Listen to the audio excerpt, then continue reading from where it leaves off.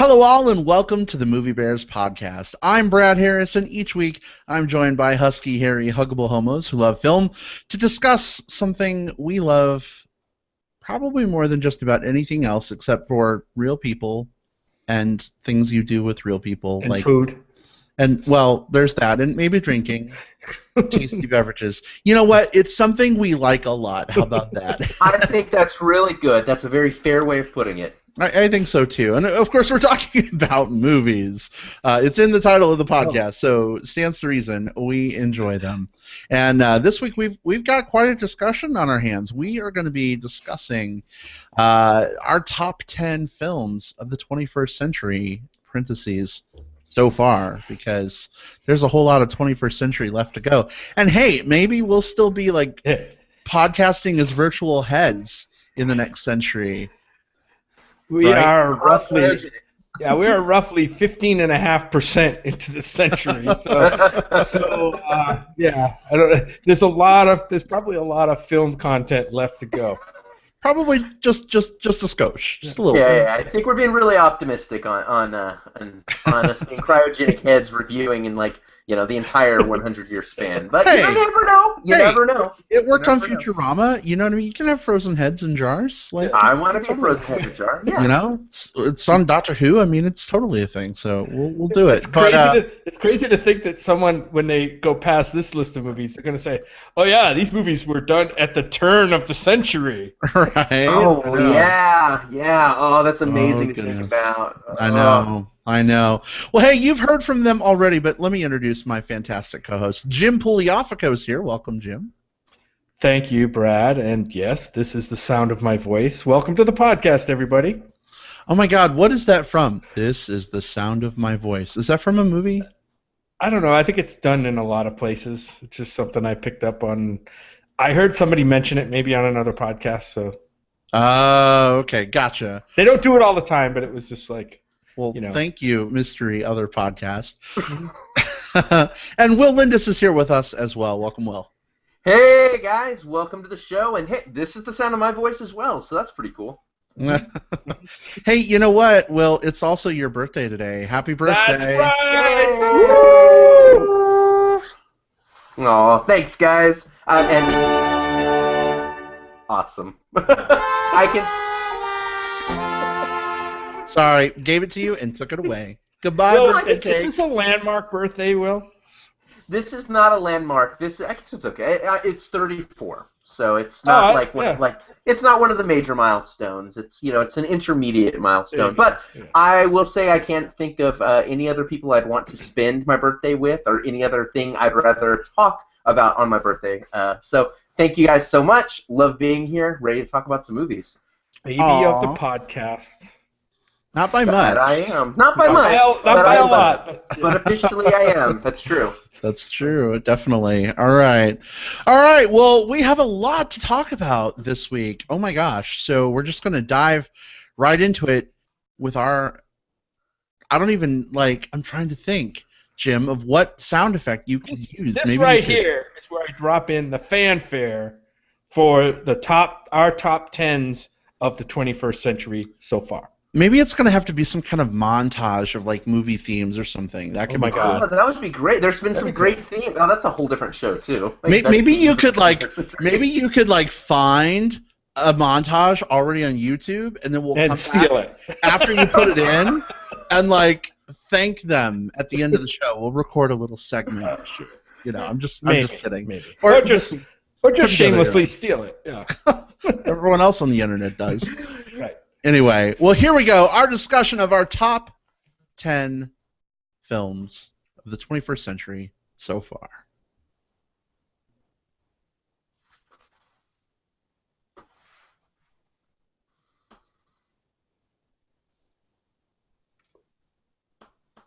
All right. Hey, real quick, I don't know how it happened, but I lost my chat.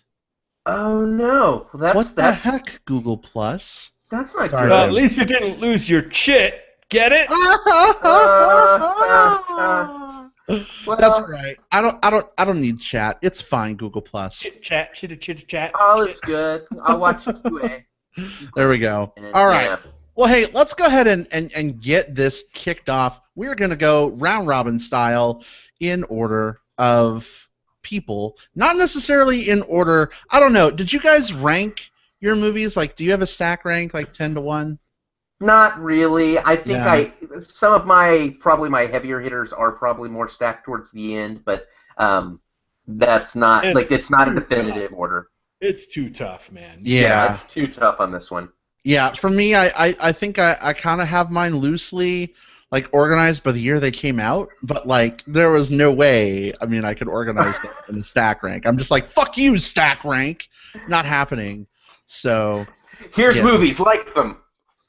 Yeah, I'm curious, just in terms of how we approach these lists. For me, it was really all about movies that made like a really strong emotional impact on me.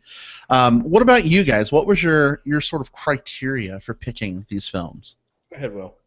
Yeah, this is actually very hard because I feel like I used so many different criteria that it's going to be a little hard to explain. And it's not mathematical or not organized or categorical or anything like that. I thought about movies that appealed to me personally. I thought about movies that wowed me. I thought about movies that I feel like had some sort of impact or changed the game in some way, shape, or form. Movies that did something visually stunning that I still think about. And I think about all of those things together, and they kind of loosely shake out into a list of, originally for me, like 25 movies that were kind of the top of my list, and I just whittled down. So it's a combination of all of those things: personal, technical, impact, everything.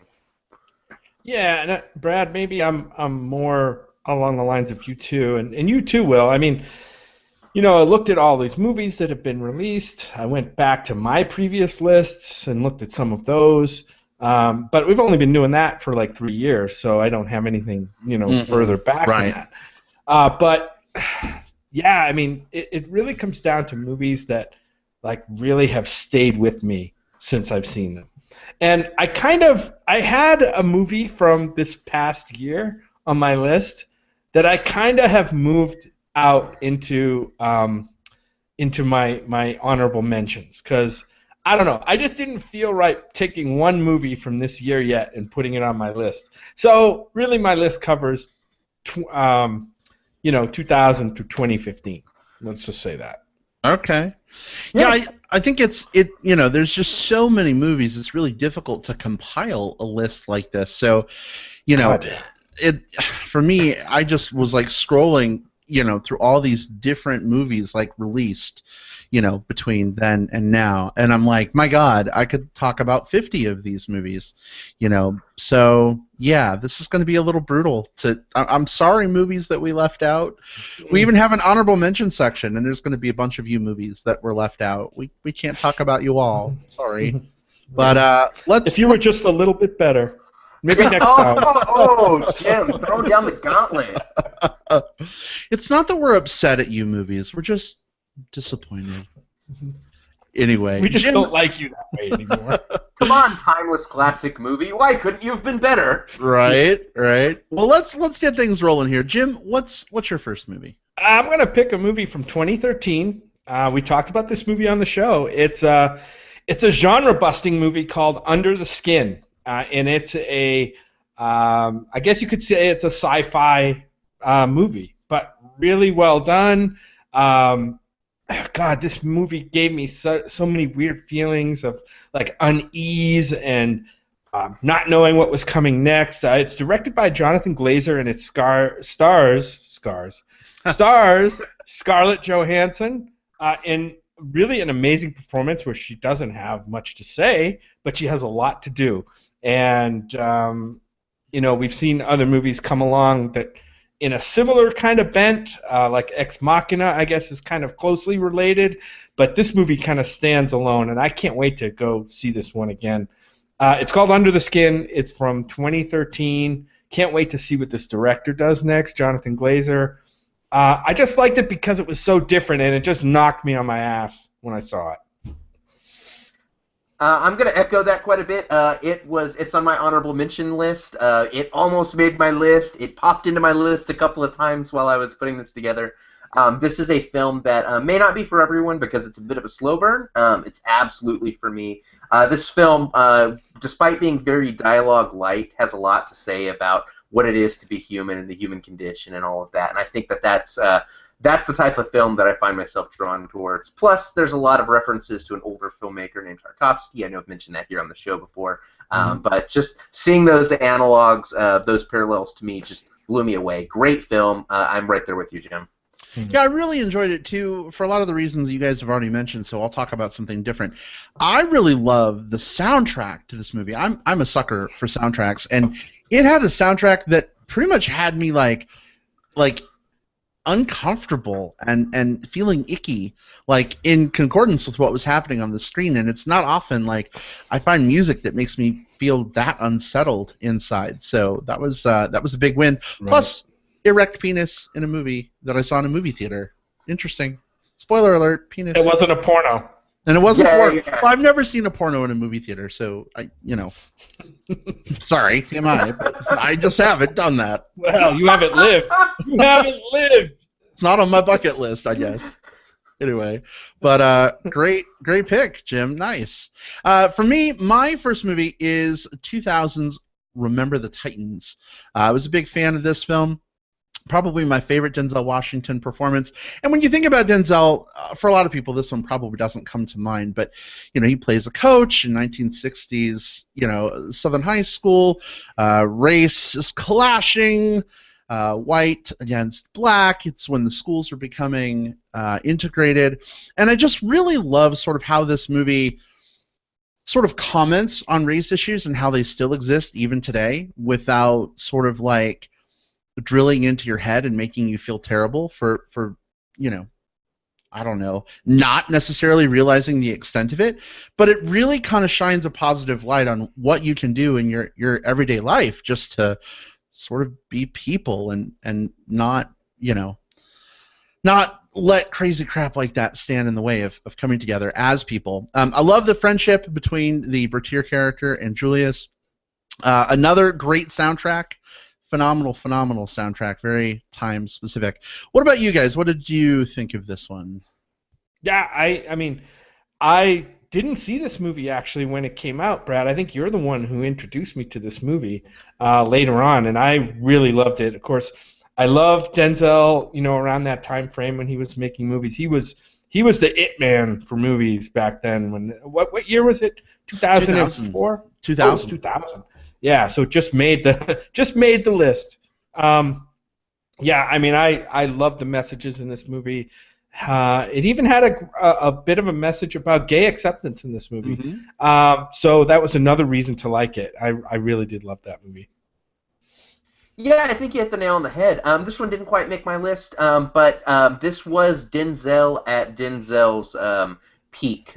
This was during that stretch, kind of post mid-90s, like Philadelphia, all the way through, I'd say up through, gosh, what was it?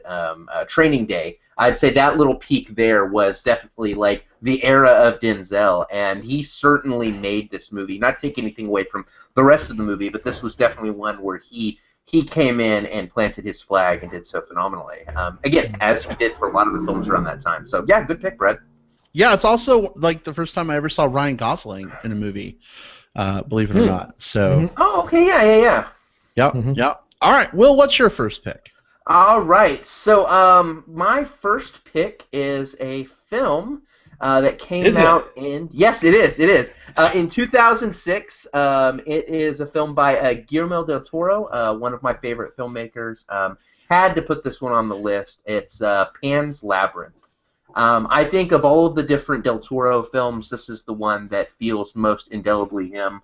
This is the one that I feel like kind of set the stage for what he would be known for, recognized pretty much for the rest of his career. I think everyone always comes back and compares it, like, how does that compare to Pan's Labyrinth? This is a very, very dark fantasy fairy tale. It's in Spain, 1944, and this sadistic military officer has this little stepdaughter who escapes into this like weird fantasy world with fairies and monsters and all sorts of different things. The parallels between the fantasy world and the real world are to me, just pitch perfect. The tone of this film always gets under my skin, makes me uncomfortable, fills me with hope, fills me with sadness at the same time, and yeah, I can't think of a film that more accurately represents kind of my love of like the dark, the twisted, and the fantastical as Pan's Labyrinth. So this was a slam dunk for my list. Yeah, we talked about whether or not, and for you listeners and watchers of the show out there, we didn't really compare lists before the show. Will kind of tipped his hand a little bit. Yeah. So, but yeah, this is one area where we do have overlap. Pan's Labyrinth is probably one of my all-time favorite movies. And I don't go typically for a lot of fantasy films, but this one really hit the spot because it wasn't just fantasy fairy tale, but there was elements of coming of age movie, family drama. It's a war story. It's a story about monsters and redemption. Really strong emotional beats. This movie rips me apart at the end. Just an amazing script. I think this is probably, I don't think Del Toro's matched the filmmaking of this film since. He's done some great work, don't get me wrong. Some of his movies have been really good, but this is the high bar for his stuff. It's really the high bar for a lot of movies, period. I love Pan's Labyrinth, and it's one that I own and go back to quite often. So if you guys haven't seen Pan's Labyrinth, see it, man. I don't know what you're talking about. Like the best Del Toro film? Really? I mean, I thought the Pacific Rim easily beat out Pan's Labyrinth. No, just kidding. Yeah, Pan's Labyrinth is a phenomenal film. It didn't make it onto my list. Sorry, it didn't even make my honorable mentions, but that doesn't negate that it's a great movie that I enjoyed a lot. I think it's got a lot of great visual stuff going on. I also like that it's one of the only foreign language movies that I don't fall asleep in. I have a problem with subtitles sometimes. Like, it just... I don't know. I read all day for work. The last thing I want to do when I go to a movie is read. But this film always keeps me just enraptured. And every time I see it, I notice something new, which is awesome. It's one of those films I don't like to watch a lot because I feel like it's going to lose some of its power. But yeah, what a great pick. I love it. Yeah. Awesome. Well, we could skip me now, Brad, and go right to you because we just killed two birds with one stone. Yeah. There we go. All right. Well, for my next pick, it is another movie from 2000. 2000 had a lot of great movies, so I don't know. It counts. It's Gladiator. It was the first movie that I really stood up and took notice of Russell Crowe in. Also, Joaquin Phoenix as well. And yeah, I definitely noticed Russell Crowe running around with hardly any clothes on. But I'm talking more about his acting chops than his mutton chops. But really loved Joaquin Phoenix in this film as well. Sort of this conflict between, Maximus, former general in the army, who's become a slave, now fighting his way through the gladiator pits, right?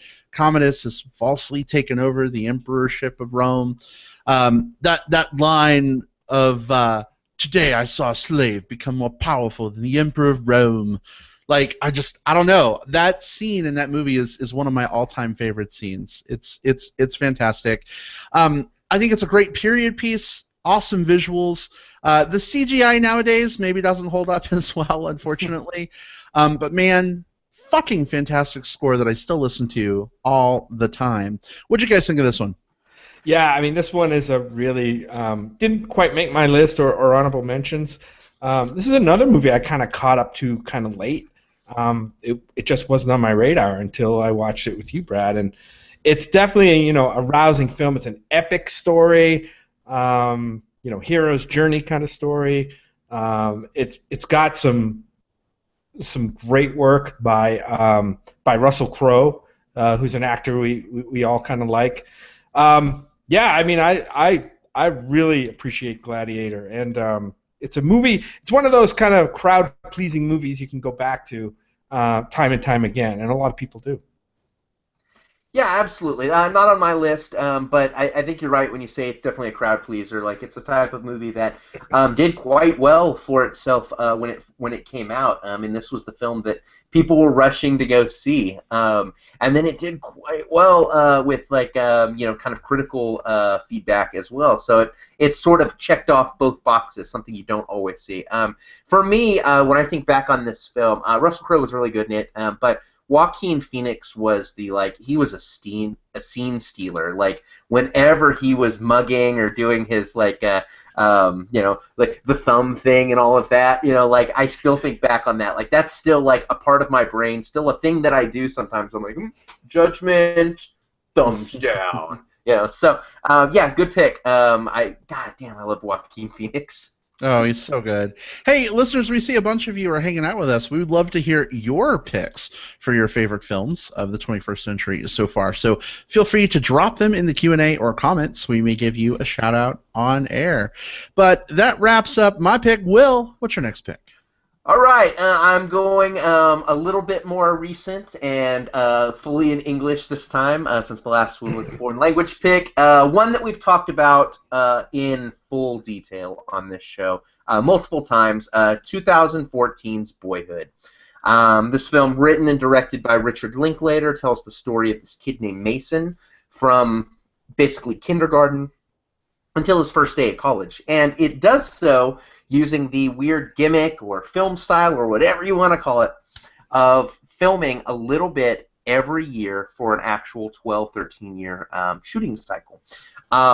That's revolutionary. That in and of itself is amazing. But most importantly, the story of Mason and the way he interacts with his friends and family and with his parents, Ethan Hawke and Patricia Arquette, who is amazing in this. Like, if the story didn't work, the story wouldn't work. But the story does work. I love Boyhood, and I still find myself thinking back on Boyhood, just how much it means to me, especially as someone who grew up in Texas, who grew up in the places where this movie is shot. It has that kind of personal tie to me as well. Boyhood is great. It's definitely one of my favorite Linklater films, certainly the one that I think that I go back to the most. So, yeah, give me some Boyhood. Yeah, so we have another overlap. Will, you and I are back to back again on Boyhood. Again, I'm not ranking these, so whenever you mention one in your top 10 that I have, bringing that up too. But yeah, this is Linklater. I love Linklater's movies. He has a way of taking kind of everyday things and events in people's lives and making them so watchable and relatable without being boring.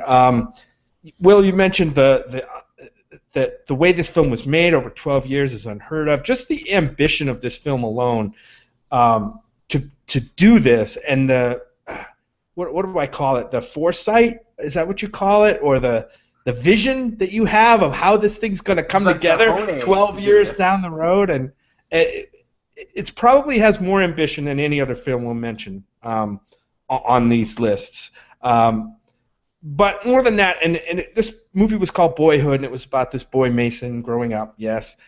But it really was great insight into what it means to be a mother and to be a father and about families. And, yeah, just great. I mean, I love Ethan Hawke. He's going to appear in maybe other movies that are on my list.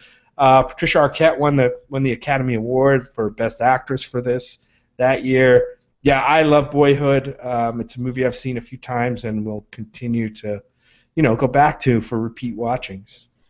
Yeah, definitely a great film. You got to give mad props to Linklater for this thing. I mean, and it's interesting too because he had a lot of problems shopping this movie around. Hollywood's like, no, we don't want to give you money for a movie that's going to come out 13 years from now. Like, not happening. So it's kind of amazing that this movie actually got made. And want to circle back to Patricia Arquette again because I tell you what, she is amazing. No surprise that she won the Academy Award that year. That scene at the end, I don't want to spoil anyone who hasn't seen this movie, but like I just break apart like an egg smushed in someone's hand so much that I like ooze out my eyes during that scene. So phenomenal performance, great movie. Also interesting seeing the the kid in the film grow up because we're so used to seeing like the kid being recast every time you shift forward in time, and it's like, oh no, wait, Oh yeah, right. This is actually the same guy, just over this long period. So, Jim, excellent pick. Will, Mhm. you as well. Hey, we've got a live. Well, it's not live, actually. Mick left it for us previously, but Mick Jones has a comment for us that we wanted to share with a couple of his films. So Mick Jones, Washington, D.C., a couple of films he called out were Life of Pi, which I also love, a great film, and Kill Bill Volume 1.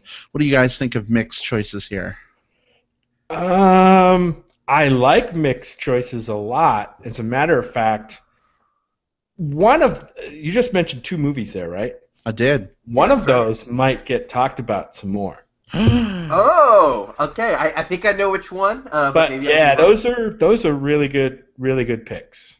Yeah, totally. Especially Life of Pi is one of those films that I feel like did so much for the world of like visual and CGI-based storytelling. I don't want to talk too much about it now because again, I feel like that movie, the one Jim's going to be bringing up in a second. Kill Bill 2 is one of those ones you can pick just about any Tarantino movie from this era and say that it's super iconic because of what it's given us, and that's probably the only reason like I had a hard time picking a Tarantino film for my list because he's done such a good job with all of them. But yeah, great picks, Mick. Indeed. And hey, we have yet another live comment from Craig Puckett, who's watching on YouTube. Hey, Craig. He says, you jest about Pacific Rim, but it's one of my favorites. Well... Let me... we didn't have time, but I will say, while it didn't make my list here because I thought that Pan's Labyrinth was my favorite Del Toro film, and I kind of just stuck with the one per the director there, but Pacific Rim was in my top 10 for that year. Like it made my top 10 list. We talked about that one quite a bit for that reason on the show. But yeah, I'm with you, Craig. There you go, Craig. You got your Pacific Rim love. All right, awesome. So next up is me, and my next film, also from 2000, you guys. 2000 had three amazing. Wow, Brad. For me, I gotta tell you, 2000 was an amazing year. Maybe it's that, or it's just that 15 years is the right fermenting period for movies. Maybe. For making lists. It's possible. It's possible. But this movie is Almost Famous. The movie itself is titled Almost Famous. The movie is more than almost famous. I thought this is a really great coming-of-age film about a young man whose dreams of becoming a writer sort of come true when he gets to follow this band around and tour with them and write for Rolling Stone. As a boy who grew up wanting to be a writer, this movie really spoke to me. This was my freshman year of college when this came out, and I was like, man, I'm going to be a writer someday.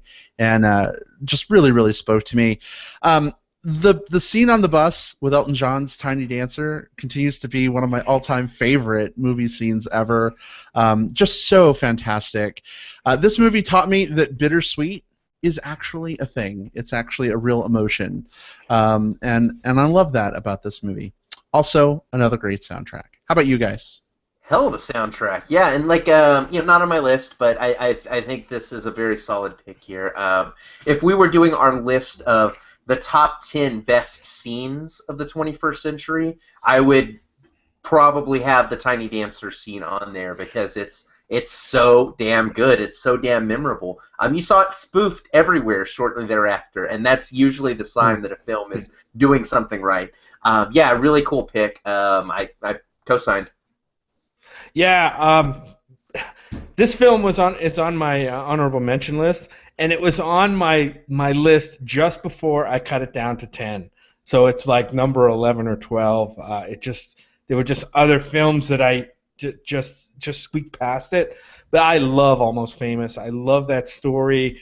I mean, that the journey that kid takes in like a year or a summer or whatever it was is kind of like a fantasy life, if you will. I mean, he gets to grow up so much in that time, and meet so many interesting people, and gets to do things that people only dream about. Follow a rock band around the country on tour, and live the kind of the rock star life vicariously. I love that movie, and yes, great soundtrack. Frances McDormand, not a big part, but a great part by her in that movie as the kid's mom. It's a wonderful movie. Great pick, Brad. Why, thank you. I'm glad it resonated. Mm-hmm. All right, Will, what's your next one? Sorry, I had myself on mute there. So my next one is the only really recent film that's on my list, and I fought myself on this one back and forth whether or not it would make my list. And there at the end, I just felt like at this point I could not include 2015's Son of Saul. This film here is one that the more and more I think about it, the more and more it creeps up in my rankings. The more and more it makes me uncomfortable. The more and more I think back on it and just think, what an amazing film, especially for a first-time filmmaker. This is a director. This is his very first film. It's a Hungarian movie set in 1944. It's in Auschwitz, and you've got this guy, this very inexperienced actor. I think it might have even been his first film. This prisoner is forced to burn like all the different corpses, from what's happening in, at a concentration camp. And he comes across his son. His son was one of the people that was killed.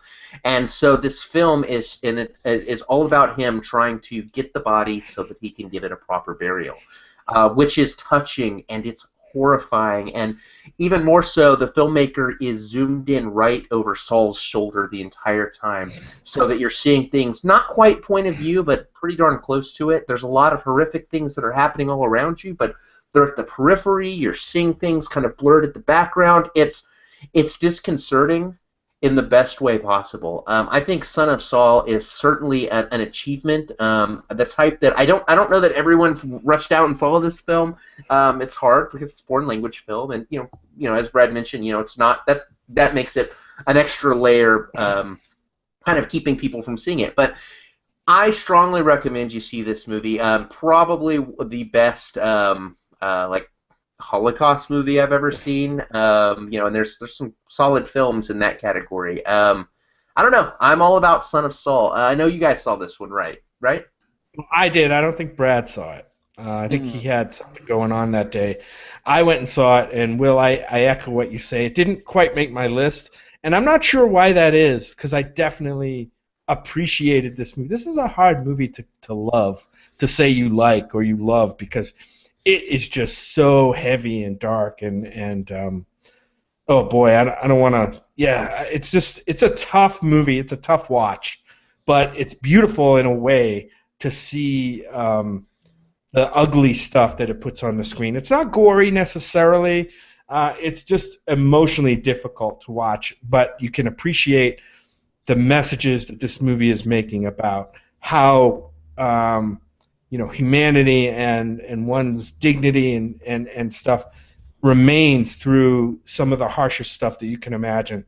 I really like this movie, and I think it, who knows, maybe a few years down the road I'll want to revisit this movie. This is the kind of movie that you're really probably not going to want to go kind of put on your list of rewatch. You'll watch it once, you'll appreciate it for what it is, and then you'll be like, I'm going to leave that right there and let that sink in. And it definitely will sink in. All right. Sounds like a good pick. I haven't seen it, but I'll take your words for it. Jim, how about you? What's your next one? Okay, my next one. I don't know if it's going to show up on anybody else's list, but it's a movie that came out in 2007, but I just recently caught up with it like last year because people kept talking about this movie. When people talked about procedurals and crime mystery procedurals, they would talk about the 2007 movie Zodiac. And this is a David Fincher movie. Maybe one of his best films, at least of the ones that I've seen. I don't think I've seen all of him. He's made some great films too, Fight Club, Social Network, which may be talked about in this century. A movie called Seven, Gone Girl, right? We saw that one. A great director. Zodiac is amazing. It's the I don't know how to say it. It's just a great procedure. It's got Jake Gyllenhaal and Robert Downey Jr. It's a mystery centered around the true life Zodiac killing spree, a serial killer back in, I think it was the 80s, in the 80s, where this guy was going around killing people, leaving clues. People were trying to figure out who he was, and I'm not going to spoil anything. If you don't know the Zodiac story, you're probably better going into this movie not knowing the real Zodiac story. I just love the way this movie was. There's some really tense stuff in this movie. Gyllenhaal is amazing as kind of an investigative reporter that gets sucked into the case. I love this movie. This is one that I will go back to. Man, Gyllenhaal brings such intensity to like these roles. Like, you know, you think of him in this movie, you think of him in Prisoners, you think of him in Demolition. Like, it just amazes me what he brings to the screen. I'm a big sucker for, like, I don't know, like just those emotional performances, right, without them being overstated. And I think he just does a great job of sort of making you feel that with his eyes and his beard sometimes. You know what I mean? As opposed to people that just have these crazy breakdowns in movies or something. Yeah, this is on my my honorable mention list. It just barely got cut. You mentioned that this was a fantastic procedural. It absolutely is. It's one of those rare movies that is able to go through the motions of a procedural while also injecting atmosphere, tension, and kind of that dark, oppressing like mood of like what's going to happen. Especially with like, you know, a fictionalized version of like a real case. You know, there's a lot of places where this could have gone wrong, but man, they were pitch perfect all the way through. Zodiac is one of my favorite procedurals, so Jim, thanks for adding it to the list. Yeah, and it's a credit to this movie that even though I knew how the Zodiac thing worked out in real life, which I'm not going to tell anybody, this movie has you second guessing, like, oh my God, is this going to go a different way and have a different outcome? I mean, that's how good it was, because you just didn't know where this movie was going, even though we already really knew where it was going. So yeah, the movie's called Zodiac. Check it out. All right, great pick. So for my next one, you know, we've been talking about these landmark films. I don't think this is a landmark film, probably, but it's one that I really loved, and so I had to include it. It's actually a film from 2002, so we're getting away from 2000. Hey, and it is Harry Potter and the Chamber of Secrets. So Harry Potter films aren't necessarily like great, phenomenal cinema, but there was just something about this movie, directed by Chris Columbus. You know, he took this series of books that I loved, and Chamber of Secrets remains one of my favorites, and just crafts this world in a way that is so believable, even though it's about magic and secret passages and, you know, evil dark powers. Like, he just brings it all together in a way. I think the casting is fantastic. I don't know, it's weird. This movie just always evokes this like wistful Christmas happiness whenever I watch it, even though like bad stuff is happening in the movie, like people are getting hurt. Like, it just makes me so happy to watch this movie, not because people are getting hurt. Great soundtrack, once again. That's a common thread with a lot of these movies. But it was just, I don't know. It's amazing. Chris Columbus, I worship at the altar of some of your movies. Did you guys like this one at all, Jim? Probably not so much you, but Will? Yeah, of course. Not on my list, but I totally see where this one deserves a spot on a list. We mentioned Boyhood and how much fun it was to grow up with the character of Mason. We got to grow up with not only the characters of Harry, Ron, and Hermione, but we also got to watch Daniel Radcliffe, Rupert Grint, and Emma Watson grow up from unknown child actors to people who are household names today. You can cast one of these people for the name value. That's all based on the strength of what they put into and what they got out of the Harry Potter franchise. So yeah, these were so much fun. A hallmark of every November, December. Great films. Yeah, I didn't quite make my list, Brad, but like I definitely enjoyed all of the Harry Potter movies. Actually, seeing them all. I never read the books. It's weird because I'm a little bit older than you guys, as you know, and I have a daughter, and when she was growing up, she was reading all the books, going to all the book, the book events that they had at Barnes and Noble or Borders at the time, which when Borders was in business, and dressing up and making this whole big thing of it, and being there till past midnight or whatever. And then it was weird because I think that actually kept me from appreciating the movies on a movie level because I saw it as something that my daughter does. So it's this kind of that. Everyone says, you want to enjoy the things that your kids enjoy, but there's still that distance of like, I'm going to enjoy it at an adult level, and, she's going to enjoy it on a different level. And maybe that kind of, kept me from really, really loving these movies, but I definitely appreciated them and liked watching them. And especially when I think it was the last couple, Brad, came out when we were still seeing each other and not still seeing each other, but when we started. Did something change? What happened, guys? I'm so sorry. Oh, we got movie news this week. No, when we started seeing each other, I think the last couple movies were coming out, and I really enjoyed going, as with you and with groups of friends, and it was fun. So that's what I get out of those movies. Wow, bless your heart. All right, nice. Will, what's your next pick? So my next one is probably the what I would consider the only like unconventional choice on my list. In that, I struggle with whether or not it's one of like the hands down best 10 movies of the last of the 21st century so far. But it is the best representation of a comedy, and I felt like that needed to be on the list. This film is 2007's Hot Fuzz. Directed by Edgar Wright, written by Edgar Wright and Simon Pegg. This film is, to me, one of the best comedic scripts ever penned. And that's not just 21st century, folks. Like, I'm going back even further with that. This is a tight movie. And Edgar Wright's direction on it lets every single one of those jokes, and the jokes are everywhere. Background, foreground, side jokes, direct jokes, whatever it is.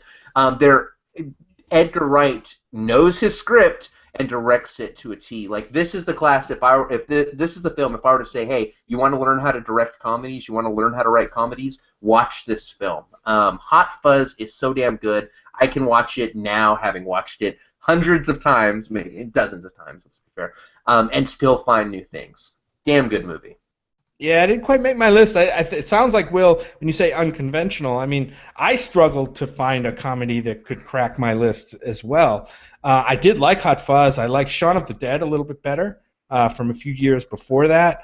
Maybe because it was kind of a fresh thing when Shaun of the Dead came out. It was something that we hadn't really seen before. Mm-hmm. The zombie comedy, but all that stuff. The zom-com. Yeah, the zom-com, exactly, and the style, the Edgar Wright, the Simon Pegg, Nick Frost, they're kind of new on the scene. I think the novelty of it made me appreciate that one a little bit more. But I did like Hot Fuzz when we saw it. And I think the third one was World's End, right? The World's End, yeah. That's the but yeah. And I think it's definitely kind of, especially some of the, I wouldn't say it's full British comedy, per se, because British comedy can be, an acquired taste. This was more broad than that, which I think gave it a wider appeal as well. Yeah. Indeed. All right. Well, good pick. Hey, we've got another comment from one of our listeners, longtime friend, fan of the show, Matt Broussard from the Comic Book Bears podcast, wanted to give some shout-outs to Inception, You're Next, Moon, Gravity, and Inglourious Bastards. Quick thoughts on Matt's list, guys? Moon is great picks. All of them were in consideration for me, or at least four of them I think were. But Moon is, I think, the standout of that list for me. Damn good movie. Yeah, and I think to me on this list, Moon and Gravity stand out. Both of those. One's a big. Fitting. No, right. Space, right? I mean, I grew up in the space age, so space movies I'm in. But Moon, they're kind of opposite ends of the spectrum of like science fiction and space movies, right? You got this really small budget, like almost like a bottle episode Moon thing here with oh God, help me, the actor. Well, Sam Rockwell. Yeah, Sam Rockwell, who I love. And then you got this kind of big budget, Sandra Bullock, George Clooney. Gravity thing, both of which I really loved. I go back and watch either of those two movies, but yeah, great list, some really great movies on there. Inception is loved by a lot of people. Yeah, I'm a big fan of Gravity. Spoiler alert, didn't crack my list. Maybe it's in my honorable mentions. We'll see. But also really love The Love for Your Next. That was really a fun sort of horror suspense. Did we review that on the show? I don't know if we did a full review, but I think it popped up at some point. We briefly talked about it. Yeah, so I love it. Nice list there, Matt. All right, Jim, what's your next movie? Okay, my next movie, and I'm going to cheat, guys. I am going to mention two movies in one, two in one, actually three in one, but the third one's a real cheat because it actually didn't come out this century. This is the Before Sunset, Before Midnight, and the one that wasn't in this century technically, it was in 95, is Before Sunrise. Again, films by Richard Linklater doing the same thing, taking kind of everyday people in everyday situations and making it fascinating and just really sparkle on the screen. Again, we have Ethan Hawke in this one again, Julie Delpy. He just can bring so many aspects of life to life on the screen, and I mean, I'm waiting for the box set release of these movies or Criterion set or something. Please, if you're listening, anybody. I don't know why this hasn't been made yet, but I really love these films, and I do plan, Brad, mark my words, we are going to have a Before series trilogy marathon with any friends that want to come over and watch it. I definitely want to watch it. This is a 3-film series about 2 characters only, basically talking about relationships and their love for one another, and kind of spans the arc of their relationship from when they first meet to, I won't spoil, but it goes several years. They're filmed like 9 years apart. These movies are, so the 3 movies span 18 years, which is pretty awesome. And again, kind of like the Boyhood thing, but not in one movie filmed over 12 years. I think Linklater really likes watching Ethan Hawke get old. I think that's his thing. Don't we all? I really got to co-sign you here, Jim. I never even heard of these movies until you were like, hey, I heard of these really cool movies. We should sit down and watch them. And I'm like, they're about what? Really? And oh man, they are fantastic. I really love movies that are about relationships that seem real. It's why I can't stand most rom-coms, because they just seem like paper doll relationships. But man, watching Ethan Hawke and Julie Delpy, it's just so believable that they're in this relationship together that's healthy, unhealthy. Like, I don't even know how you categorize it, but it just seems like 2 real people who are struggling to maybe make it work and be a thing, and I just love its sort of earnest look at it. Yeah, I mean, what are these films really like? If you really boil them down, it's one conversation between 2 people and then repeat that formula twice. That's all it is. It's just 2 people talking. And the fact that it is as compelling and as gripping as it is a testament to Linklater, Hawke, and Delpy. Like, this is a perfect set of the right people all coming together on the right product at the right times in their lives. Yeah, didn't make my list only because Boyhood was on my list. They were ones I was considering, so I kind of only stuck with 1 per director. But yeah, great pick.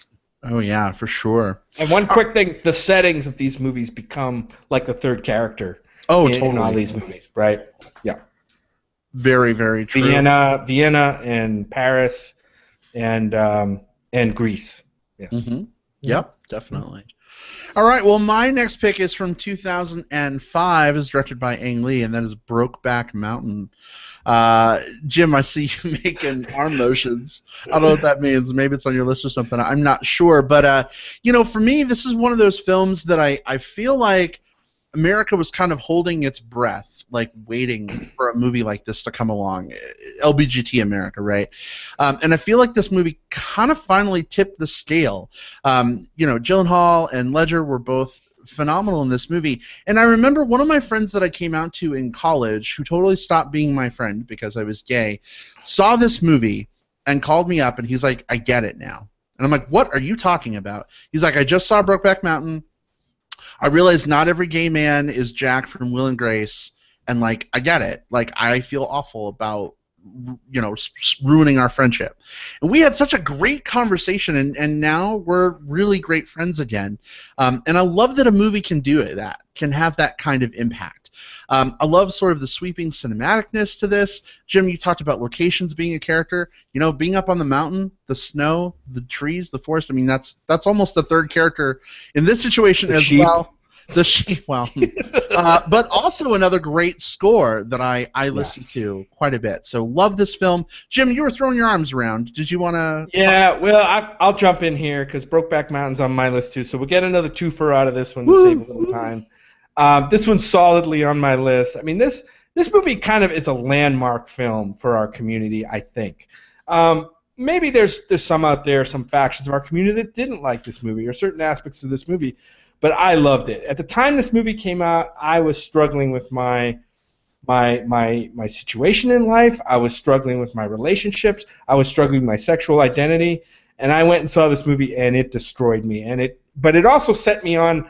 It kind of reaffirmed me and my feelings, and it put the serious side of gay relationships up for everybody to see. Brad, that story you told about your friend is exactly what this movie did.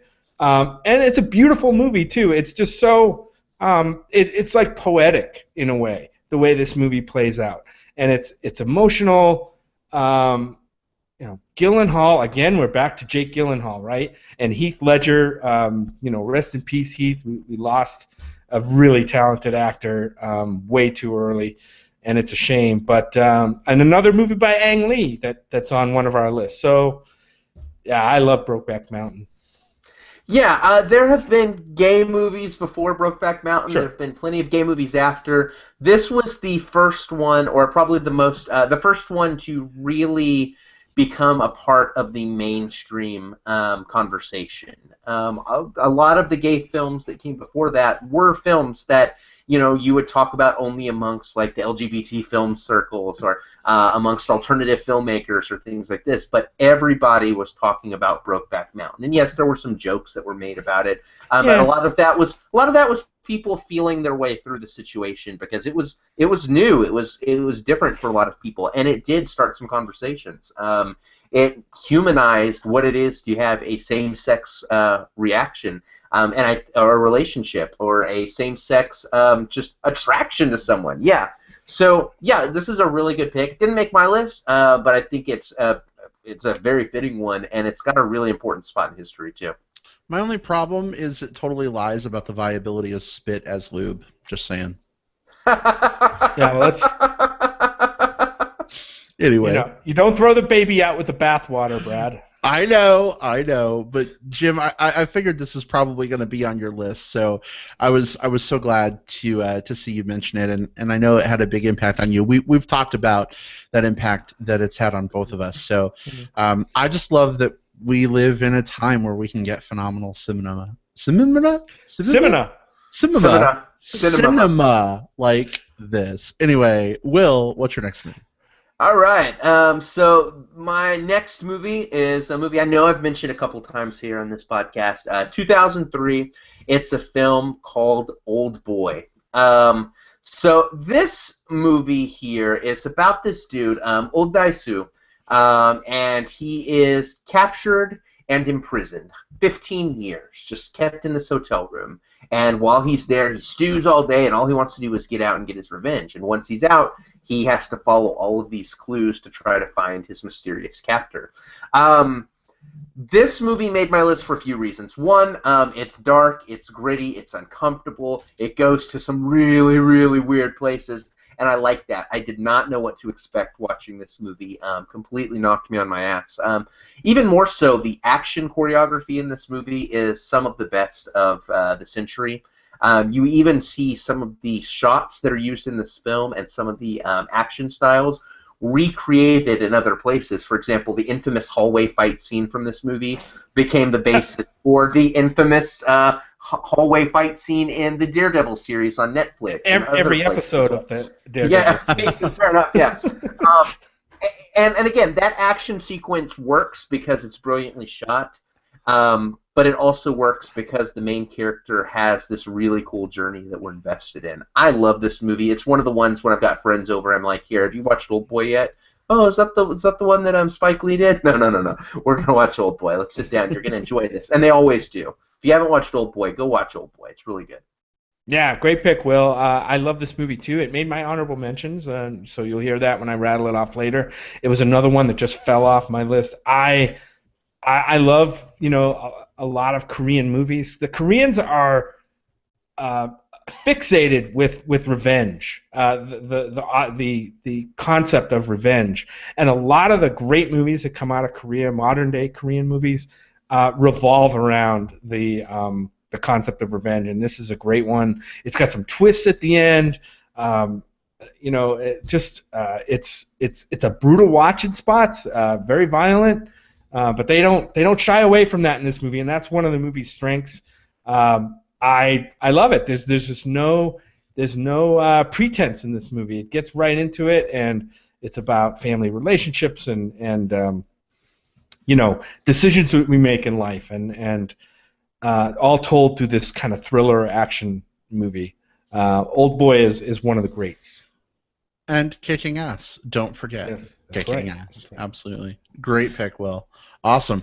Well, Jim, since you kind of piggybacked off my last one, I believe I am next in the order.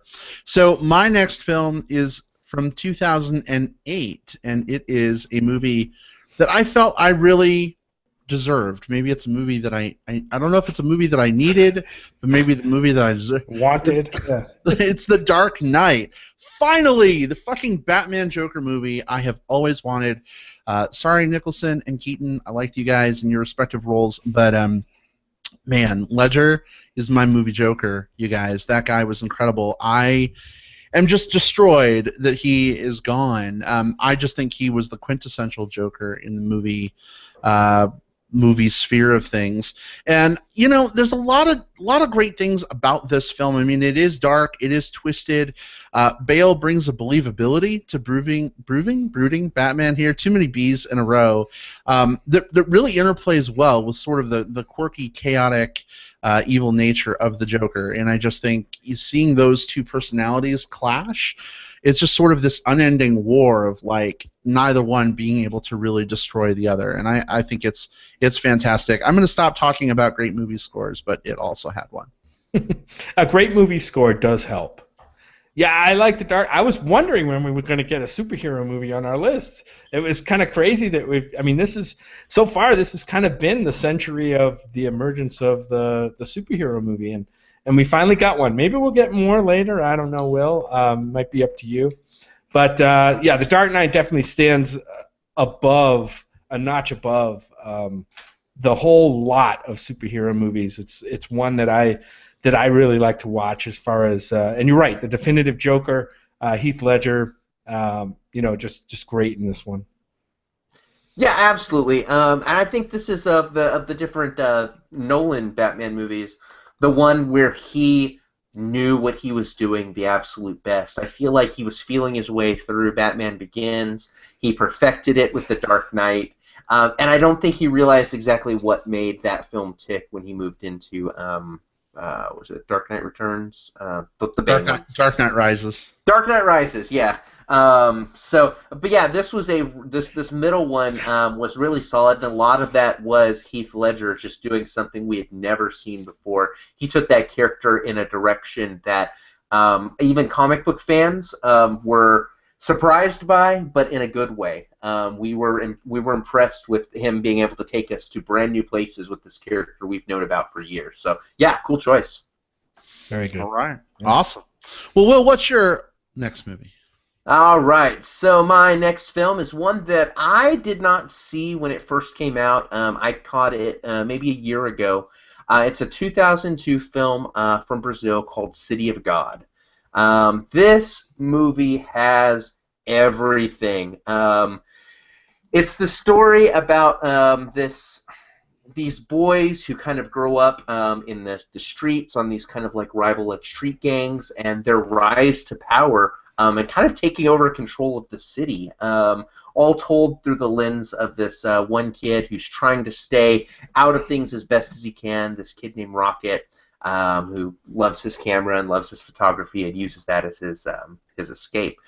This film features a lot of child actors, a lot of which were very green, but all of them were turned in some of the best child performances that I've ever seen. And that just goes to show you how strong the direction is. I would say that this character named Lil Dice might be one of the best child characters in a movie ever.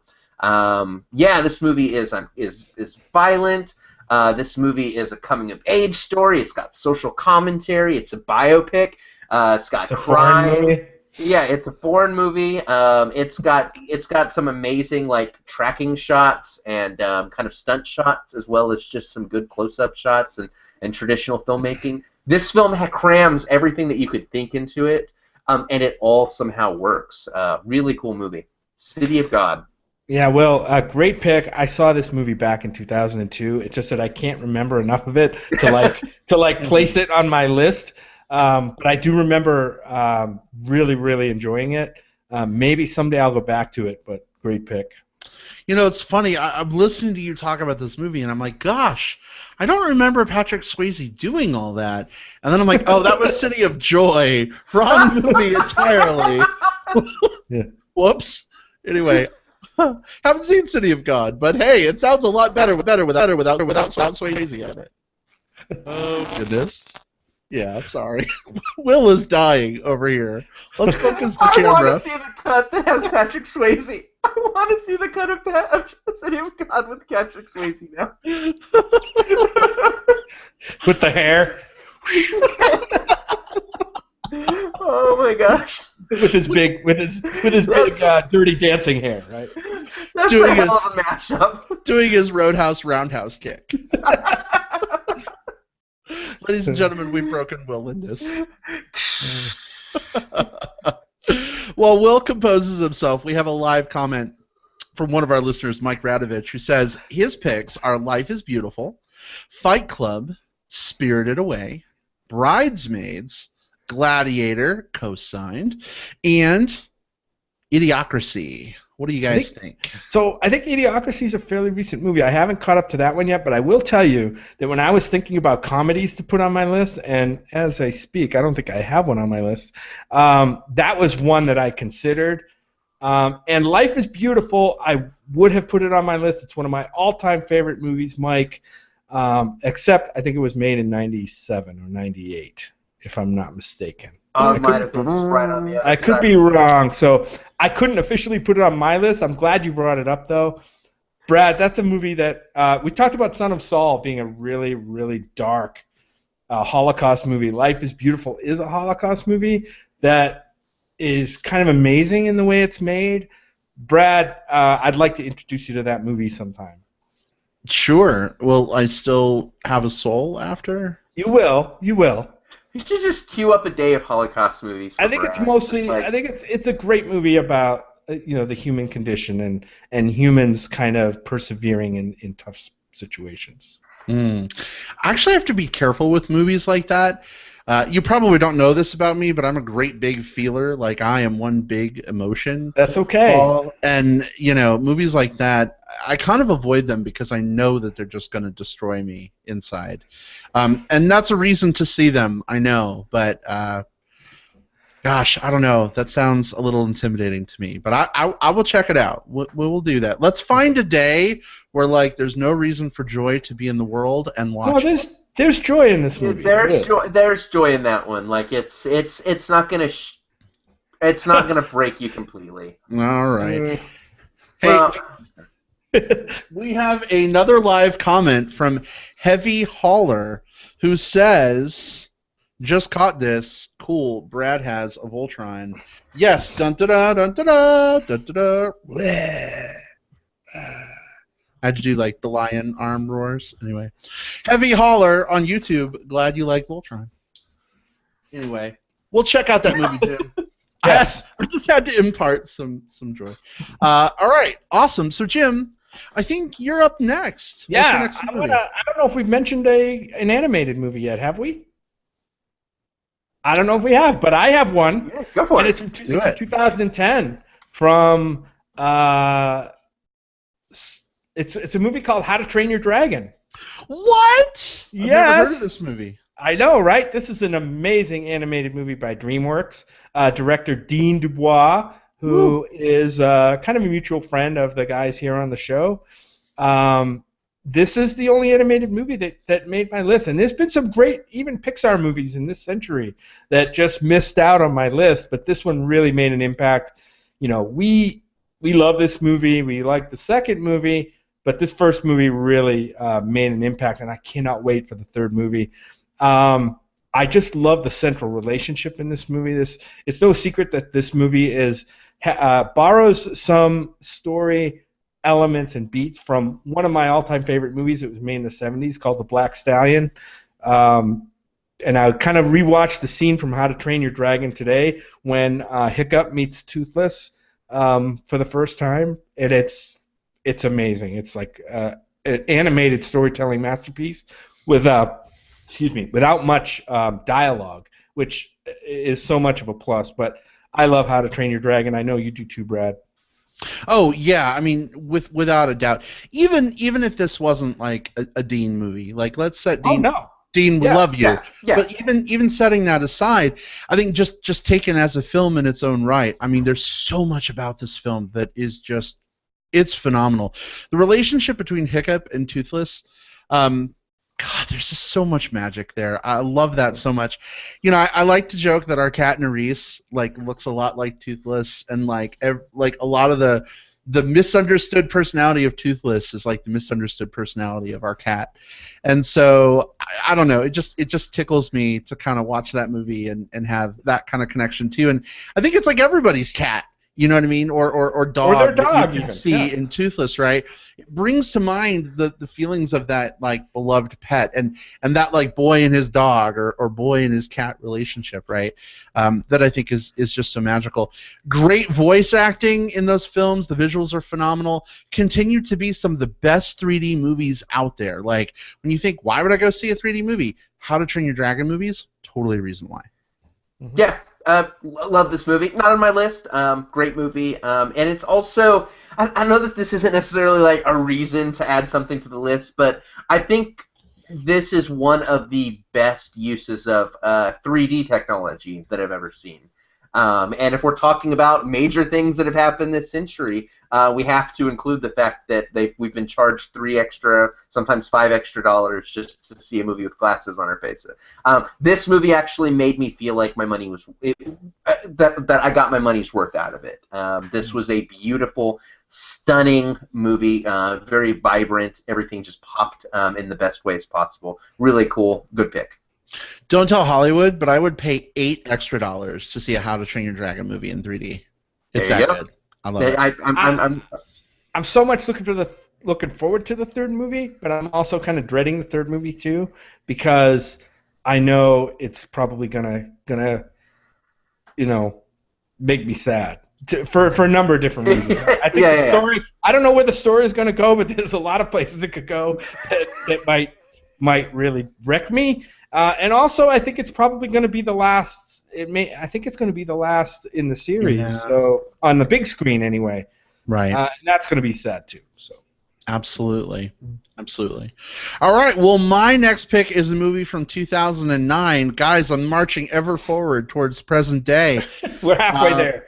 is a movie that I saw not long after meeting you, Jim. Actually, like a week and a half after I met you. We actually saw this movie together, and I'm talking of 500 Days of Summer.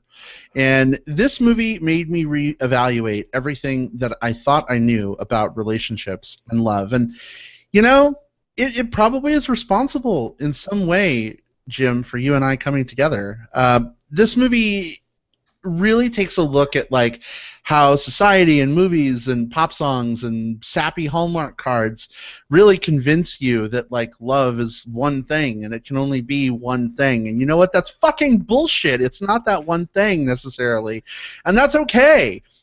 It really forces you to kind of take a look at like the real relationships in your lives that because you believe in some fucking pop song, you're probably overlooking, and you're ruining your own life and the quality of it by believing in that bullshit. And it sounds like it's this terrible movie that's like, love sucks. That's Preachy not it at all. It just... The way that this movie sort of deals with notions of love and relationships and how we connect together, it's just real. There's a couple of quotes here that I love. Just because some girl likes all the dumb stuff you do doesn't mean she's your soulmate. God, I wish I had known that for 20 years before I saw this movie. And then also, she's better than the girl of my dreams. She's real. Like, that's one of my favorite quotes ever. I think it's phenomenal and so true. Plus, best use of a Hall & Oates song in a movie ever. Mm-hmm. And that's something to strive for. Yeah, Brad, now with all that nice stuff you said about, this maybe having something to do with us being together, now I feel totally terrible for not having this on my list. How could I miss that? I don't know. Maybe it just didn't pop into my mind when I was making my list, but it should be on there. But yeah, I love this movie too. I won't say much more than you did.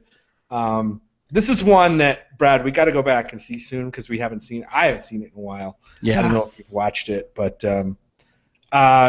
Joseph Gordon-Levitt in this movie, right? And is it Chloe? Chloe Grace Moretz, yeah. Yeah. Chloe Grace Moretz is in this as a really young kind of third character in this movie. Yeah. But yeah, 500 Days of Summer. I think it probably gets overlooked by a lot of people, but as kind of a dumb kind of rom-com, but it's way deeper than that. It might appear to be that on the surface, but it's way more than that. Yeah, I mean, you're absolutely right. It's overlooked. In fact, kind of mea culpa, like all of the films on our list that aren't on like my list, it's been like, okay, well that's cool, not on my list, whatever. This is the first one where I'm just like, fuck, how did I miss this movie? Like, how did this not pop into my mind? I'm adding it as we speak to my honorable mention list. So Brad, when you hear me talk about 500 Days of Summer later on, please know that it was your inspiration just now that reminded me of this great movie. Glad I could help. All right, awesome. Well, moving on down the list, Will, what's your next pick? All right, my next pick was my next pick. Oh yes, I've been excited to talk about this one because I think my next film is one that I don't think enough people talk about. I don't think enough people know about because it is the Coen brothers film that I think gets most kind of lost in the shuffle, and it's 2009's A Serious Man. Now, I thought long and hard about which Coen brothers movie was going to be on my list because there are a few that totally should be talked about. We'll be talking about some of those in honorable mentions as well, but this is the one that most resonates with me. This is a film about this guy who has these terrible things happening to him, and he's questioning, like, hey, look, everything's falling apart around me, but shouldn't God be helping me out with this? So he goes to his rabbi, who gives him some advice. And he goes to another rabbi, and he goes to a third rabbi, and each one gives him kind of a parable, a way for him to try to kind of make sense of just the way things are unraveling around him. At points, this movie is very bleak. At points, it's very existential. There's a lot of good laughs kind of mixed in there as well.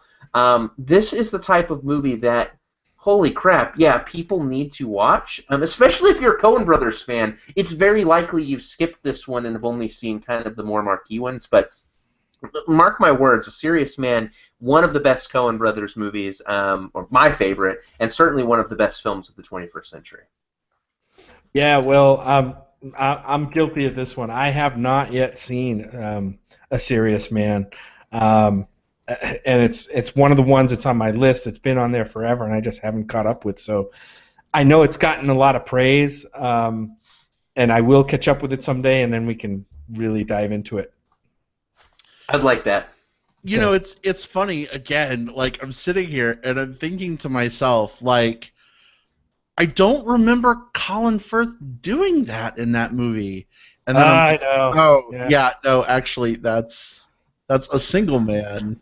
Not a serious man. Sorry. Which was also like it was in my both movies were in my contention at one point, and I even in mixing like I because the titles are so similar, I almost mixed them up a few times. Right. Now, which one was that? Was he the serious one or the simple one? Or the simple one. Yeah. Which type of man was he? Oh goodness. All right. Well, good pick, Jim. Before I read my next pick, and we only got a few more left, actually, I'm going to read some from a listener of the show and in the comment section of our Facebook post. Travis Shirley. Travis! He writes in, and here's a few of his movies, and you guys can comment on them. Perks of Being a Wallflower, Scott Pilgrim, Donnie Darko, Hard Candy, and Office Space, just to name a few. It's funny because I looked at this and I saw Office Space and oh my God, comedies! How could I have missed that? And the reason I missed it is because it just missed the century. It was out in '99. Oh man, so, yeah. I mean, Travis. is there a comedy as quoted as Office Space? Seriously? Oh man, I don't think so. I quote it daily at work. It's the perfect Office movie, and it's Mike Judge who brought some of that same like genius, relatable genius to what he did with Idiocracy. A lot of these movies here are ones that are definitely worth talking about. Scott Pilgrim, we've talked about loving Edgar Wright and just kind of what he does in terms of comedy, and definitely right on board with Scott Pilgrim. Donnie Darko. Oh man, here we go again, right, with Jake Gyllenhaal. Like, such a great film.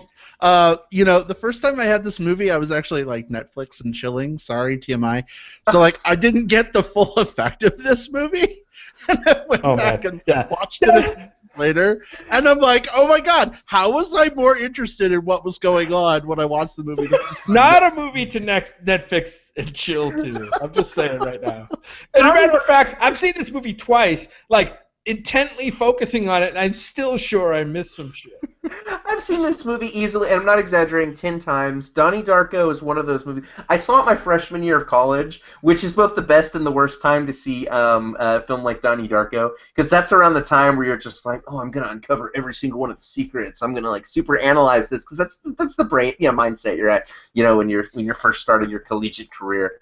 God damn, I was looking at every glass corner of this movie, reading things. What does that mean? What's the meaning of this? Like, yeah. I've spent a lot of time just like over obsessing about this movie. Oh man, so great good. Film. Why did it not make our list? I don't know. Great list, Travis. Love it. All right, Jim, what's your next? Okay, yeah, my other one. We'll cover it real quick. This is the only documentary that made my list. I don't think I've heard any other documentaries yet either. Stories We Tell. A documentary that just blew me away when I saw it. Like, wasn't expecting much of this movie. It has a very innocuous title, Stories We Tell. All right, whatever. What's it about? I don't know.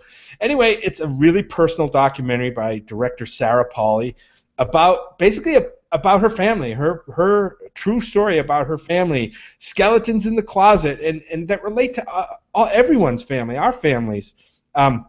Revelations of things avoided and unsaid in families and how that affects relationships within the family. Just so poignant. There are twists in this movie. I mean, you don't usually see twists in documentaries, but this one has it. Unexpected surprises that reveal themselves, not as shocking, but as just revelatory and really poignant stuff in this movie. This is a great documentary from Sarah Polley. I kind of love that you have this on your list, because this is another one of those movies where you're like, Brad, this documentary looks interesting. We should totally go see this. And I'm like, Elvis Presley on a Cracker, like, really? Another documentary, Jim? Really? And coming out of this movie, I'm like, holy crap, that was so amazing. And like, seriously, probably once a week, like I do training for work, and part of what I do is all about like telling stories that help people learn about me or about the company or themselves or whatever. And so probably once a week I'm like, Stories We Tell, right? And I've gotten a lot of people to go see that movie as a result of dropping that line, and people are like, wow, documentary sounds so dumb, but that one was amazing. So Jim, you have like probably easily 21 new people who are big fans of that movie. Oh wow, I never knew that. I didn't know that. So I was saving that story, Jim. Stories for this we tell. podcast. Stories we tell. Awesome. Thanks, babe. All right, awesome possum. So next up is going to be me, and my next film. It was actually brought up earlier by my long lost brother, who I haven't gotten to see in a really long time. Who, Jim, you've seen like 8 times lately, and I'm so jealous. Mick Jones mentioned Life of Pi, and I love that movie so much. I'm almost like dumbstruck, like I don't even know where to start, but you know what, I will.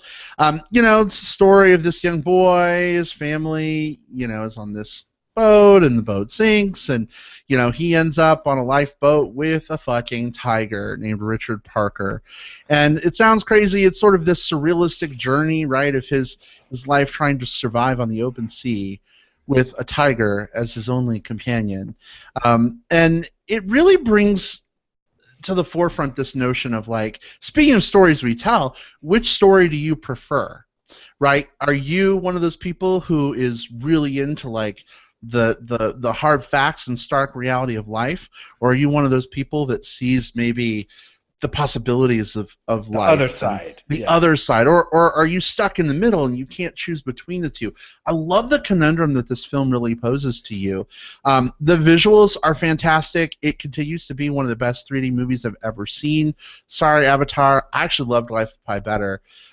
There are just certain visuals here, like when he's standing on the boat and it's like sunset and you can't differentiate the sky from the surface of the water. It's so still. Everything is just orange and on fire. So beautiful. And again, as soundtracks go, sorry, I'm mentioning it again, Life of Pi has one of my favorite soundtracks ever. So I love it so much. Right. And guess what? It's on my list too, so we're saving time. Bank. I won't talk about it much other than to say I loved it. It's on my list.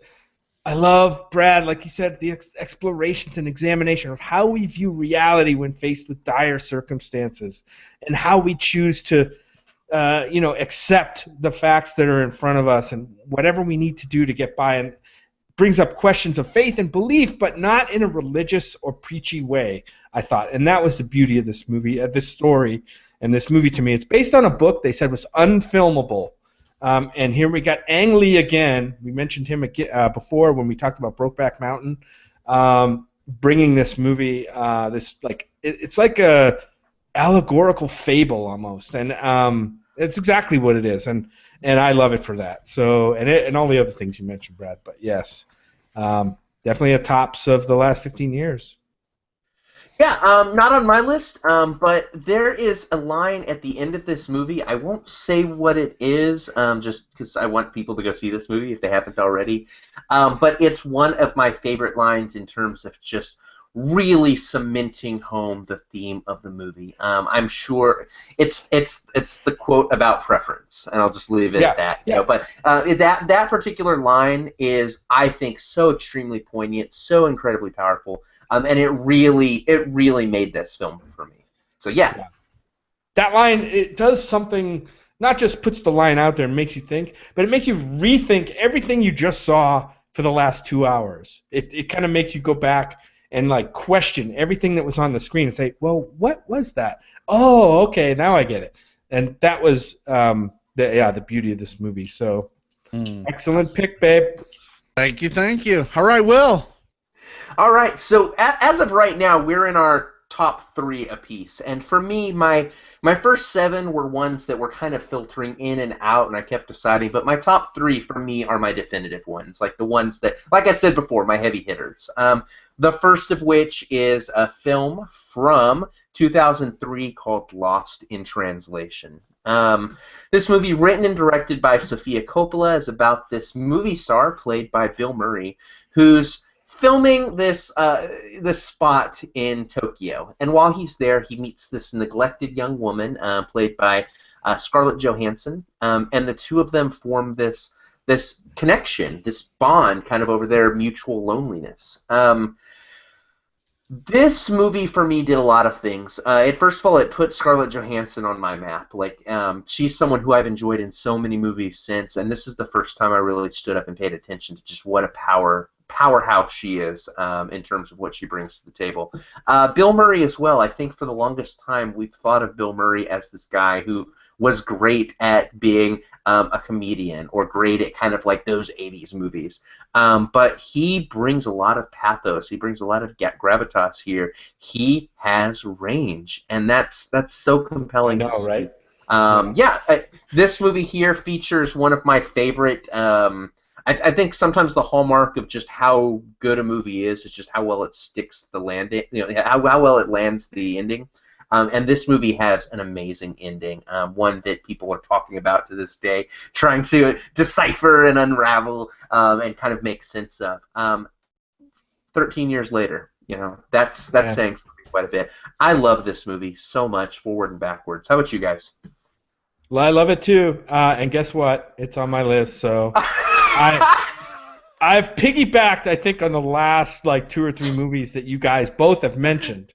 So that's the bottom of my list. Like, this is the last movie. Not to say it's necessarily the #1 movie on my list, because I didn't put it on Twitter, but it's definitely one, and it's a relationship movie. Like, Brad, you mentioned 500 Days of Summer. Mm-hmm. This is about relationships and how, and even the Linklater Before series, and how, just interesting ways to examine relationships and not make them boring, but like to bring them out. I mean, this movie put Scarlett Johansson on the map, right? Or helped put her on the map for sure. And Bill Murray's performance, I don't know if he's done anything quite like that since, but it was like, oh my God, this guy can really. This guy just isn't Saturday Night Live sketch comedy. This guy's got chops, and I probably his best performance of his career so far. So, yeah, I love Lost in Translation.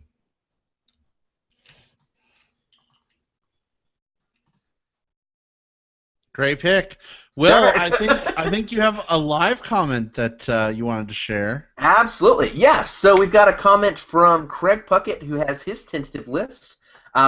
Mulholland Drive, Kill Bill, Brokeback Mountain, Primer, Paranormal Activity, Scott Pilgrim vs. the World, Black Swan, Pacific Rim, Captain America Winter Soldier, and Ex Machina. And I'm very good with every single film on that list, Craig. I think you've hit a really good one. So yeah, good job. Hey, it's interesting that we finally have a Marvel movie brought up, sort of in the scope of this discussion. I love that you called out Captain America: Winter Soldier. It happens to be, Craig, one of my favorite Marvel movies, and there are few favorite Marvel movies. It's right up there with the first Iron Man for me. So great pick. I love it. All right. Awesome. So let's see. Moving on with all the piggybacking. I'm not sure what order we're in anymore. I know. I'm out. I'm out of movies. We're back to you, Brad. I think it's me. So I'll go next. So my second to last, and again, I really ordered these in order of like movie release. They're not in any like weighted order. So, but for me, this was from 2013. Probably a movie with a soundtrack that I have like belted at the top of my lungs in my car the most of any movie soundtrack ever. I'm speaking of 2013's Frozen. This movie reignited my love for Disney. Ever since Disney and I had a falling out right around the time of like Hercules and Mulan. Sorry, Disney, I moved on to other things. I don't know. I haven't really been in it. And then Frozen came along. We saw it in a press screening of all things. There's all these stupid kids sitting around us, and just like, oh, I hate being here. Why are we seeing this fucking movie?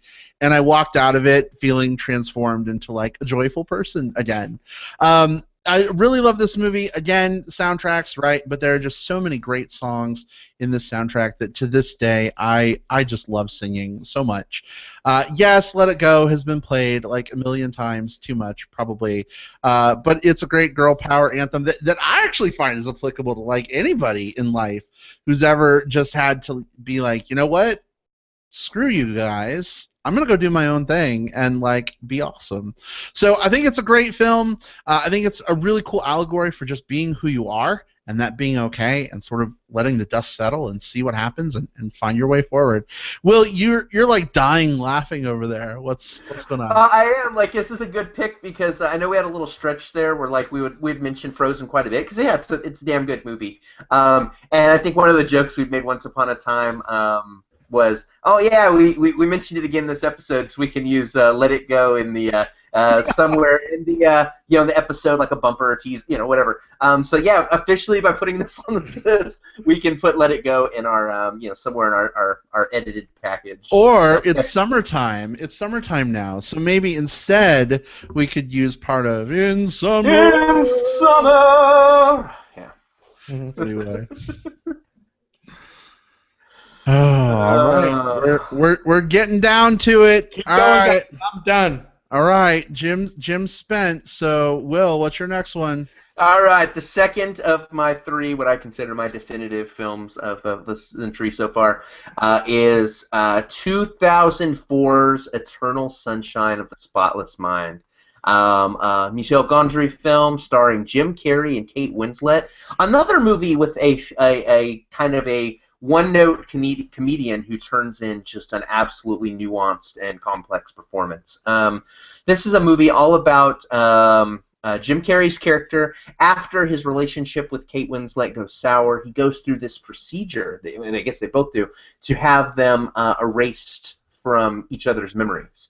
But it's kind of in going through that they kind of rediscover what it is that they appreciated about each other and the strength of those memories, all while kind of fighting those memories fading apart. It's a trippy movie. The script is written by Charlie Kaufman, who I think is probably hands down the best person in the industry in terms of just like churning out like a great script, being John Malkovich, adaptation, and Anomalisa.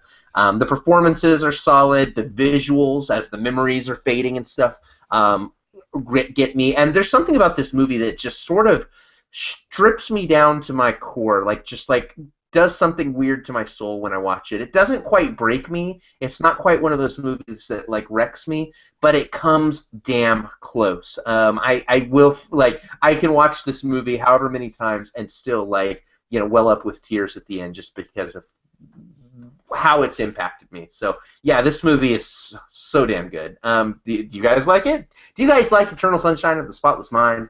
I do, and this is one of those movies that when did this one come out, Will? 2004. Yeah, this one was a while ago. I definitely second you on the performance of Jim Carrey. I think this is his probably pinnacle performance for me. I love to see when you take actors that are known for one thing and you put them kind of out of their comfort level and give them something else to do that's like, okay, we're not going to do crazy comedy, physical comedy. We're going to do, serious drama. This one had a touch of sci-fi in it as well, which I love. So yes, I love that movie. Yeah, definitely one of those that you want to watch on one of those days when you're ready to be ripped apart and then put yourself back together at the end. But it's awesome to see just what an emotional impact, right, a movie can have on you. And this is one of those that kind of took me out of left field, you know what I mean? And it was great. So Will, awesome pick. Nice. All right, we have a live comment from one of our listeners, Ben Stark, whose name I love because I'm a Game of Thrones fan, and it makes me think of Benjen Stark. But Ben says he's probably never heard that. I know. He's probably cursing my name right now, which is unfortunate because I enjoy our chats, Ben. Cursing his name and your name. Now you probably hate me, Ben. But Ben's picks, he says in no particular order, are Lord of the Rings, The Two Towers, Brokeback Mountain, The Dark Knight, 2 in a row that were on my list, Casino Royale, Green Room, yes, The Revenant, Milk, Lord of the Rings, The Fellowship of the Ring, Star Wars, The Force Awakens, and a horror movie or two that he thinks he may be missing. Thoughts, Jim, on Ben's list? Yeah, I'm surprised nobody mentioned the Lord of the Rings trilogy up to this point. I mean, I love those movies, but it's not movies I kind of go back to all the time, so they've kind of faded from my mind, especially after the mess of the Hobbit movies and every other fantasy movie that we've had. But yeah, I wish I could see his list in front of me so I can remember all those movies. But can you just read it one more time real quick? Yeah, absolutely. So, Lord of the Rings, Two Towers, Brokeback Mountain, The Dark Knight, Casino Royale, Green Room, The Revenant, Milk, Lord of the Rings, The Fellowship of the Ring, Star Wars, The Force Awakens. Yeah, I'm surprised to see some Star Wars love in this list. Of course, it's the only movie. Is it the only movie we've gotten this century for Star Wars? No, that was 2015. No, I know, but it's the only one we've gotten in the 2000s. No. Revenge of the Sith was 2005. Prequel movies then. Okay. Yeah. But yeah, I loved that movie as well, but it didn't make my list. Indeed. Good list. All right. Let's go ahead and give my final movie, I guess. This is a movie from 2014. And I've talked about it a lot on the Movie Bears podcast, so whatever. I'm going to talk about it again.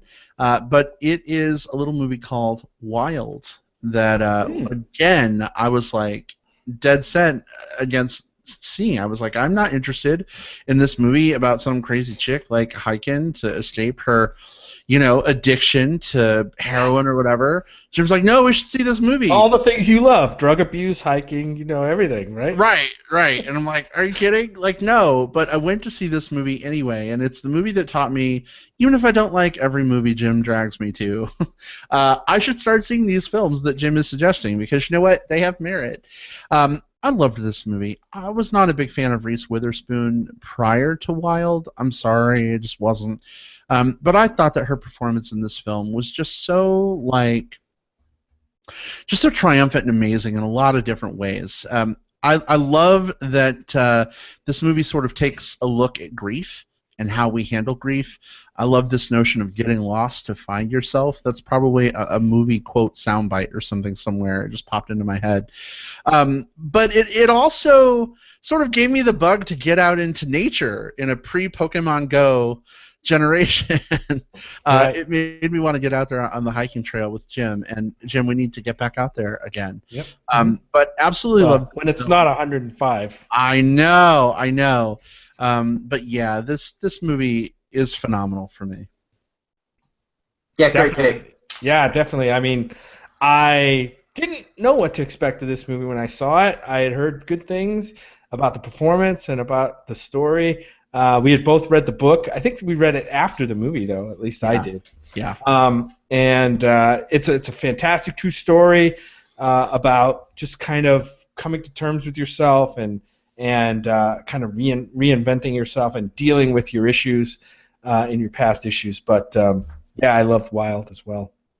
Yeah, great pick. We're kind of tight on time, so I won't go too far into it. But just I remember we had some great conversations about this one, and you should go back and hey, this is one of the ones where we can say, hey, go back and check out the episode of the Movie Bears podcast where we talked about it. Finally, right? Yeah.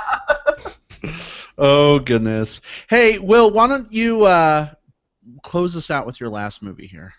Absolutely. My last movie is one that I actually rewatched over the weekend just because it was on my mind for this particular list, and it's 2001's Mulholland Drive.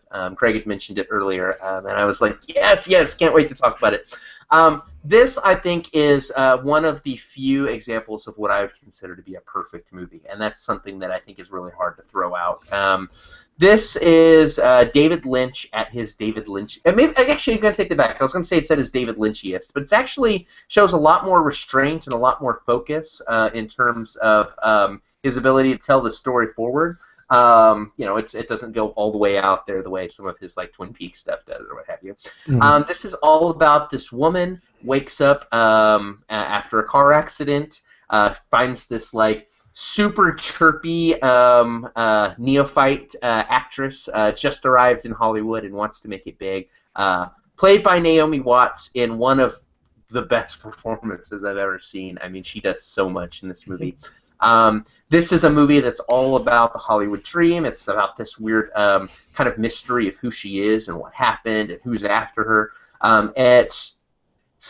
It goes down all these different twists and turns and some kind of crazy left fields, but they all work. Like, everything in this movie is there for a reason, and it's to tell this very particular story of these particular characters and this particular ideal. I love Mulholland Drive. I can't think of a stronger performance, honestly, even on my list than what Naomi Watts does here, and that's saying quite a bit.